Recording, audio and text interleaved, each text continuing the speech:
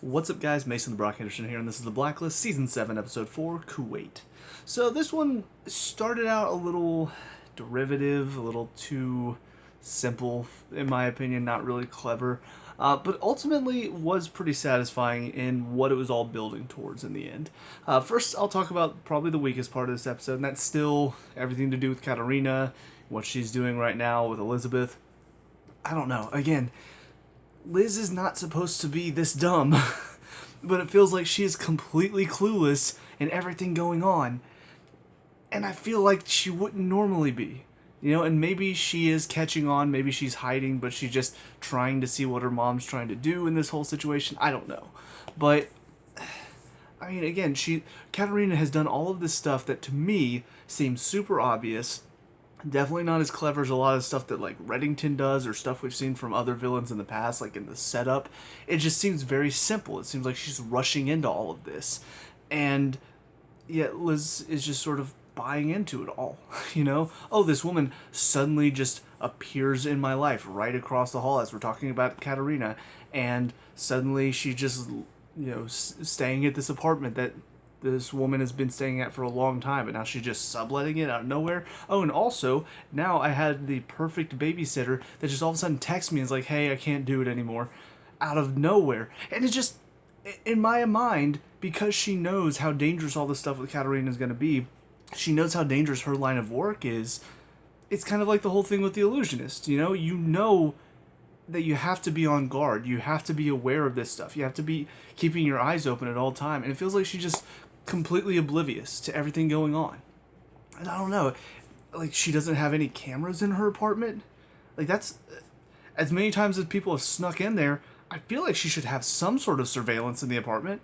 Like something to keep an eye on what's going on. Or Reddington should, but it feels like there's just nothing. There's no sort of countermeasures being taken. There's no awareness of the situation. She's just like, oh yeah, hey, random woman that just moved in across the hall that's forced her way into my life. Could you come and watch my daughter for me, please? Without me being there too? I don't know. I'm getting a little frustrated with this, and I really hope that it's not gonna be a situation where, nope, she's bought into it because Katarina's just that good, guys. She is that convincing. But the one thing I will say, something did get clarified at the end of this episode for me, which is good because I did have a lot of questions about it earlier. But Katarina does not seem to know that Ilya changed his identity to be Reddington, because the guy asked, Ilya Kozlov, who's that? Somebody who has all the answers for me. So clearly she is going to be looking for Kozlov without realizing that he is actually Reddington now. So that'll be kind of interesting, and I don't know if she's going to find that out or not. She might try to pry that information out of Liz. We'll see what happens, but clearly, I also I didn't ask these questions on the last review, but I did have questions in my mind about what she might be doing at Liz's apartment, because I did sort of say it seemed like she was just there to keep an eye on her daughter, maybe keep her safe from the people coming after her, but clearly she is trying to get more information, and she thinks Liz might be another possible outlet. And so now she did find some good information there. So maybe she is still there to keep an eye on her and make sure nobody takes her, but I do think she's also looking for information at the same time. So at least it's not just the one thing. There are multiple facets to what she's trying to do. But everything with Cooper in this episode was interesting. I like the setup for it because it does sort of get you asking some questions about Cooper. What did happen in Kuwait all those years ago? What happened with his friend? The guy that got to play young Harold Cooper, also very good. I don't know if he's related to whatever his name is. I should know. I've seen it enough times. I should know his name. But the way he just looked very similar and sounded very similar. So either they got somebody who really has a lot of similar features to him, or they got like a relative to play a younger version of him. But the guy did a good job as young Harold Cooper. But it was interesting getting to see a little bit more of his backstory, getting to know kind of what he did in the past that he feels responsible for, that almost has shaped the man that he's become today. The one that does stand up for truth and isn't willing to kind of cut corners. And on top of that, it addresses something that does need to be addressed. Now that he knows the truth about Reddington, what's he going to do about it? And I do like the fact that this episode really that's what it was building toward. You know, I didn't see it until the end, but when they were talking about it on the plane, that's when it sort of hit me. Like, that's what this episode was about. It was about Cooper coming to grips not just with his past, but also realizing that your past doesn't always define you. You know, because the mistakes he made back then doesn't define the man he is now. Same thing with Reddington. You know, yes, he used to be Ilya Kozlov, but who he is now is Raymond Reddington. And yeah, I like that. I think it's a really good setup. It makes a lot of sense. I like the speech, you know, the little back and forth they had on the plane to sort of, I guess, get to that point and show that Reddington he's not the same Raymond Reddington that was before. He's also not Ilya Kozlov. He is himself, you know, the Raymond Reddington that he is now. And it's really, really well done. And it also has a little bit of a moral, you know, that your past doesn't have to define you. You know, what you do in the past doesn't always have to be what you do in the future. You can change. You can find a way to rise above some of the mistakes you made in the past. So, yeah, I don't know. I really liked that storyline, how it came to an end. Even if some of it was a bit obvious, you know, like Daniel Hutton turning out to be a bad guy. Kind of figured, you know, even when he was talking to Cooper in the car and he made that comment like, oh, maybe the Simoon will want to talk to you instead this time. I'm just like, okay, that was weird, right? That was really weird. So whenever it turns out he's the Simoon and he turned on it, I kind of figured, you know, because in this type of show, you can't really trust anybody. So that the reason why I wasn't too sure about it was mainly because of all of that, because it was a bit more obvious. But I'm glad it had a good payoff. I'm glad they did a good job setting all of that up and then really showing why Cooper made the decision that he made at the end, why he decided to keep Reddington's secret and almost out himself, you know, out some of the mistakes he made in the past. And I do wonder if that's going to come back to bite Cooper in the ass at any point, you know, if he'll... I honestly wondered if he was going to step down from his position as the leader of the task force and maybe Panabaker would have to step in, but I don't know. I'll be curious to see if that comes back at any point throughout the rest of the season. But that's about it for this episode, so on to the next one. I'll see you there.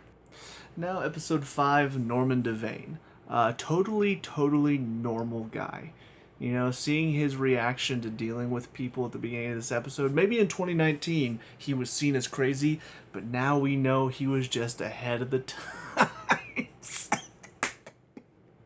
Oh man, it really is funny to see just how quickly things changed. You know, from 2019 to where we are now. People would watch that and be like, oh god, I do that too. Like, talking to being next to... Oh, it's hilarious. Anyways, if that offended you, you're in the wrong place. But yeah, no, kind of an interesting episode, seeing this guy kind of, I don't know, it's interesting to see this show, how it develops throughout these seasons. You know, it tends to be sort of the same thing where you're not really sure how all of it connects. It's all just sort of happening. I kind of like what Reddington said to the one guy. It's just like, yeah, everything sort of happens for a reason. And it's sometimes how this show feels. You know, it most of the time it feels like we're looking at it how they are currently. You know, something is happening. We don't know why. We don't know how it's going to affect the main plot. And then it comes back later on. You're like, oh my goodness, so they were tying all of this together this whole time? Okay. But yeah, so this Norman Devane guy didn't know how it was going to be connected to anything, but clearly it's another lead that leads toward trying to get to Katerina and figuring out what's going on with everything she's trying to do. So yeah, pretty interesting episode in that respect. And just, I don't know, it really did feel like Reddington talking to this guy who, I'm just going to call him Bloom for now, because that's what Aram's name tag said that he was supposed to get. So I'm assuming that's got to be his name, either that or that's an alias. But yeah, that whole conversation that they had, where the guy was just like, yeah, you know, just feels like things are going wrong, and Reddington's like, no, they all happen for a reason. So it was kind of, like I said, interesting to see almost how that relates. Battery on my controller's low. How that relates to almost the plot of the show in a way. So, but everything to do with what Devane was doing at the school, you know, is pretty straightforward, kind of a messed up guy trying to give these people, these kids, illnesses that match his blood type and his, basically, his body. So that way he could give them cures, and if they worked, then he would feel safe from that disease because of a disease he caught a long time ago. But, I mean, honestly, who knows what companies wouldn't do that? You know, if they feel like they want to try out a cure, they might infect some people and be like, hey, does this work? I mean, it's been done in the past. So, yeah, it's, again, this show, it's set in fiction, but there's a lot of stuff in this show that really does feel like it's very possibly happening in our real life. But of course, people don't want to believe it is because, yeah, I mean, people this awful actually existed. I mean, God, that would just be terrible and scary. And yeah, the world's a scary place. What people will do out of fear or for money's sake. I mean, the show really exemplifies a lot of those types of people. So, but let's see. So the stuff going on with Reddington, you know, again, pieces are moving. He's trying to get closer to Katarina. It appears he's sick. And it's kind of funny because I remember a couple, maybe it was last season, I think whenever he recruited Spalding Stark, I did have the question of was he going to be, like, was he dealing with an illness or something like that? And now it appears he is. And Stark gave him some sort of treatment and it didn't work. I don't know what he has. I don't know if it's supposed to be like something cancerous or some other sort of illness, or maybe maybe Katarina did something to him and it affected him and now he's trying to find a cure for it, or I don't know. They left it very mysterious. He just said that Stark's treatment didn't work, and that's all we really got on that. And he does have some sort of file. Wrestler said he didn't have a look at it, but it's hard to tell if he's telling the truth there. He did keep that secret from Elizabeth Does, so that is something that for Wrestler it shows. I still don't think he's on board with Reddington and all of his methods and stuff, but at the same time he does sort of understand that sometimes Reddington, what he's doing, it is for the greater good. You know, he may not be the best guy, he may not be always on the morally right side of things, but for the most part he is trying to do what he can to keep them all safe and to stop these evil people from basically having control of everything. So it really is kind of an interesting dichotomy, and I don't know, I've enjoyed seeing Wrestler's growth from the beginning of this show to now. And honestly, that one scene with him, you know what I've always wanted to say? This is going to be a gas. Something about that delivery, it cracked me up. It was great. But as far as what's going on with Rom, I see now where him meeting this woman is starting to play into things. I don't really know what her deal is, though. Like, is she just doing this for the hell of it? Like, she still has that part of her life she wants the excitement. She just didn't want to be a part of the Fleur de Mal anymore, because that was a little too much, you know, killing people, like, set her moral standard off, but she still enjoys the excitement. She enjoys doing things that are not supposed to be allowed, like crashing weddings and stuff and stealing people's name tags. I don't know what her deal is. You know, did she actually just randomly choose this wedding and just randomly choose these people's name tags so that Aram would get the information instead of Bloom, whatever his name is? Or is she possibly connected somehow to Katarina? Maybe she wanted Reddington to not get the information, or the Bloom guy to not get the information. I don't know. It's definitely something, because I know this show can be very clever. Obviously, I've had my issues with some of the writing this season, but most of the time they do a lot of setup. They do have a lot of moments where one thing leads to another. So I do feel like there's a very good chance that this woman is not completely unconnected from everything going on. You know, there's a very good chance what she did at this wedding was not just left up to chance. It's something that she planned personally, that she made sure they got the right name tag so that Rom would get the information instead. That's just my theory. Who knows? Maybe, like Reddington said, it's a random coincidental thing, but it happened for a reason. And it's part of the writing process. It's like, yeah, you know what? Sometimes random things do happen that mess up plans. So let's have that happen in this case. But anyways, we'll see what happens next. On to the next episode. I'll see you there in a sec. And now, episode 6, Dr. Lewis Powell. This one was pretty interesting as well. From, I guess, Red's point of view and everything going on with him and with Francesca and now Park. Yeah, kind of interesting turn of events because on the one hand, Frankie being out of the show, I thought we were going to get a few more answers about her, because there was that one episode where he wanted her to come along. She was like, I have an anniversary dinner, and then she didn't have any dinner planned. I thought we were going to figure out maybe a bit more about what was going on in her life, but then we get to this episode and just, I guess that was supposed to show that she was willing to lie to Red to try to get out of what he was wanting her to do. That it never really felt like she was truly working for him. She was just more so doing it out of fear of what he could do to her. So he introduced somebody else to fear. And basically that was kind of what showed she wasn't really following him. She didn't really want to be working with him. So as soon as somebody gave her an option to get out and basically turn the tables on Red and get him out of her life, she took that opportunity. And it was pretty obvious from the beginning, especially whenever we saw Trayvon, is that his name? The kid that he befriended in prison last season. Whenever I saw it was him that was supposed to be turning on him, I'm like, yeah, no, there's no way he would turn that easily. So this has all got to be a setup. I'm disappointed in myself that it didn't occur to me that he had the whole deep fake thing going on when he was talking to the one kid whose name also escapes me. But it didn't even occur to me that I assumed the Katarina thing was more so just something he had recorded, or I don't know. I didn't think about the fact that was also a deep fake, and I'm just like, of course, it makes sense in this episode that was being brought up. So, but yeah, it's very interesting though that Frankie is now gone. She did seem like she was going to be a lot more important of a character, but now she's dead, and that's what happens whenever you turn on Reddington. Whenever you betray him, you don't last very long unless you are also a powerful person, and she was not.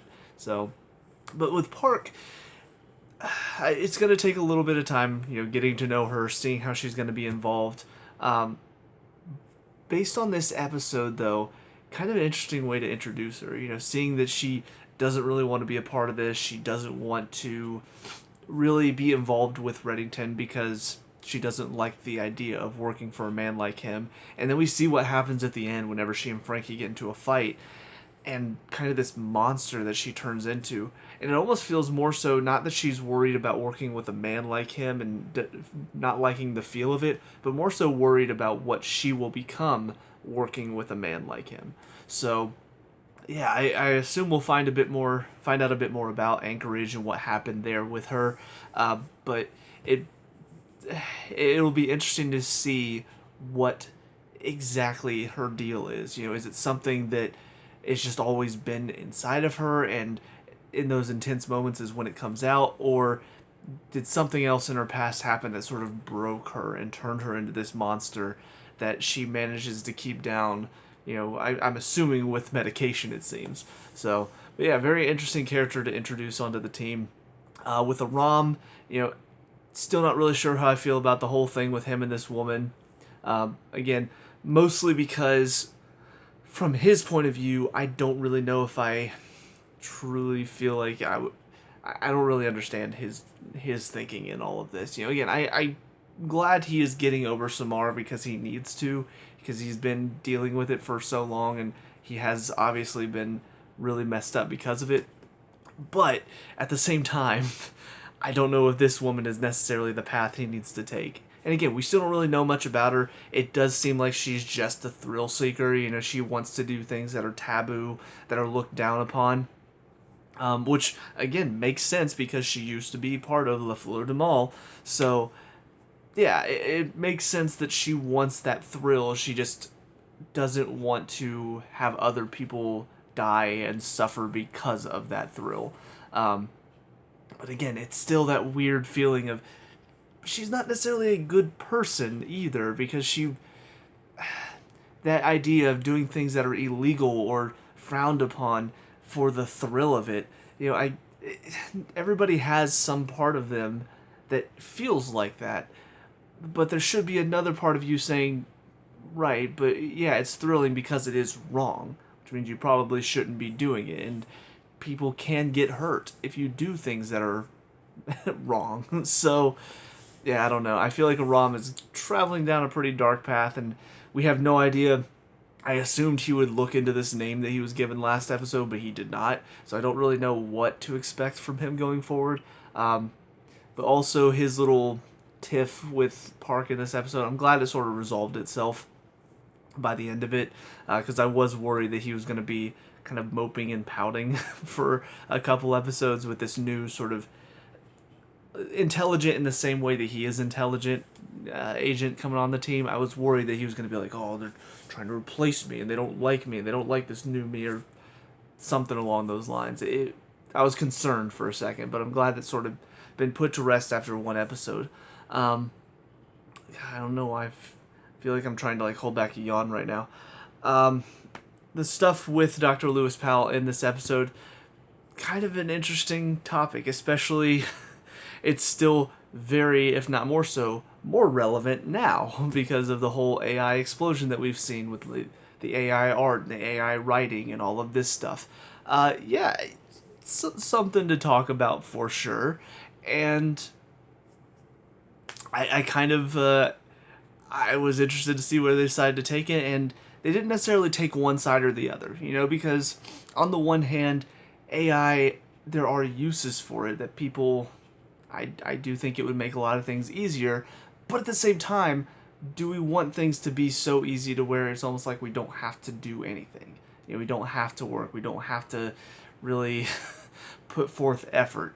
There is something to be said about, do we want things to be too easy? Do we want to end up, gliding around in these chairs, becoming these fat blobs like a certain Disney movie has warned multiple movies have warned about the danger of AI and the danger of being lazy and the danger of basically becoming complacent and just sort of going, everything else can do stuff for me. I'm just gonna sit back and enjoy myself. There's a danger to that, and I feel like somehow people have just seen all of this stuff, seen all of the dangers, and gone, well, it's not gonna happen to us, as it starts to happen to us. So yeah, it was very interesting to find out that this guy basically created an AI program that decided, you know what, no, AI is a danger, so I'm gonna destroy myself and a lot of this research into AI because of that. It was an interesting take on it, because most of the time when AI gets created, it's like, no, I'm going to destroy humanity because humanity is the problem. That's kind of where a lot of these fictional stories lead toward. So I feel like this is kind of the first time I've seen an AI get created and go, actually, the danger is AI, so I'm going to destroy myself and the research about me. It's a very different take, and I kind of appreciated that. Now, granted, he did see the human collateral as necessary, and that's where the danger in this episode came from, and the need to stop this thing from happening. But I don't know. I like whenever stories take something that we've seen before, take an element, a plot that we've seen before, and twist it in a different way that we haven't seen before. And me personally, I've not seen that before, where an AI basically decides, nope, I don't need to exist. It's a very interesting take on it. So, but yeah, I think that's about all for this episode. There wasn't really anything to do with Katarina in this one. She hasn't shown up for the past 2 episodes, so it feels more so like we're seeing Reddington and the moves he's making, whereas Katarina, I'm guessing, is making moves behind the scene that we'll find out maybe more so what she's doing at a later time. So, yeah, that's about it for me. So let me know what you guys think down in the comment section below. What were your thoughts on these 3 episodes? Let me know. We could talk about, discuss, all that good stuff. Leave a like and subscribe for future Blacklist reviews, and I'll see you guys at the next one. Peace out.